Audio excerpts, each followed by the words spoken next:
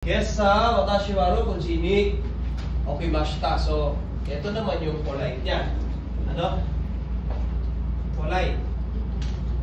So, pag ginawa natin yung plain, babase ka lang dito kay verb. Rokunji ni plain past ng okimashita. Okay? Okay ta. Kasi, nablasan siyang group. Group 2, special. Kaya ako kita. Yan. So, yun na yun. Naka-plain pass ka na. Ano? Plain pass na siya.